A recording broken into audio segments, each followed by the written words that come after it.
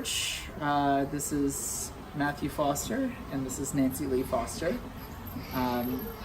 As most of you know, we're filming this video in Texas, but later this week we'll be heading back to Uganda in East Africa, where we have been living for the last several months, and plan to live for the next couple of years.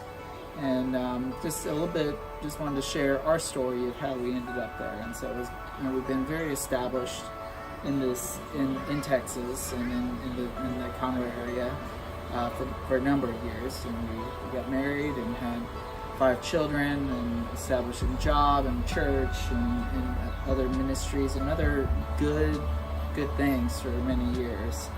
And about a year and a half or a little more now ago, we started to have an awakening of something the Lord was preparing us to be ready to move in the direction that He wanted us to move.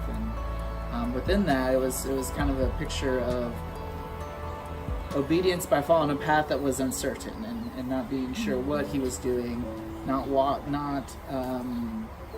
knowing the results of where things were going, and even having a sense of maybe failure along the way, or maybe, this isn't what we wanted to happen. And it was, the Lord did a long time of setting some things in place for us to eventually know that it wasn't going to be a move to a different part of the country or move different job, but a move around the world in a very different place. And so we got to that point around last October, where it said had an opportunity in front of us, and it was, wow, this sounds really good, but we have 5 young kids, we have family here, we have so many roots, and so it was difficult to look at so many unknowns and so many challenges of this opportunity. But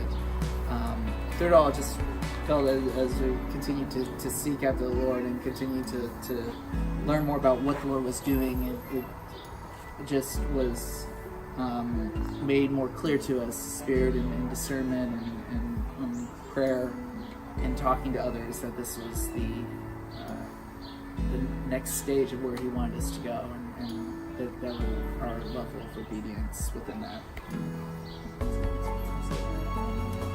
And so I guess our lessons learned from that, maybe we'll say that, is just a sense of, as we've been there and seeing that it's been good for our family, and that it has been hard. It's been a challenge living in a different culture and learning how to work in that way, and a lack of conveniences, and re-establishing new relationships. And with all of those challenges, that we've found that the Lord has been faithful to us, that we have grown in our endurance, that our children have grown in the challenges, and that we've been put in a place that's been very sweet for us, and that we've been able to just, I think, live life well and where we are. And so we're excited to see what happens. We had a few months where we're trying to establish ourselves and continue to learn more about what our calling is in that place for whatever time the Lord has us. But we're thankful that we listened as to where we believe that He's called us to. So thank you. And I guess something that is still very raw and fresh for me, but my sister just passed away a little over a week ago, and as I think about the last few months that we've been in Africa, while I might have been tempted to regret not being able to spend that time with her, I've heard from her and from others how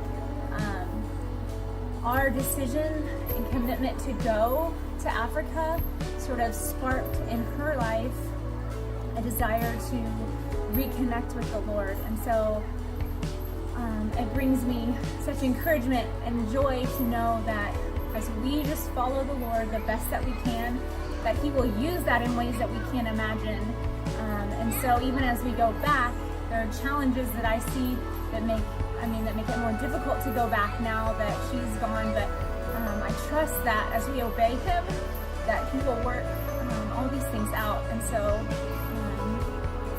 yeah, that's all we can do is love Him and follow Him and obey Him as best we can, and trust Him that He is sovereign and good.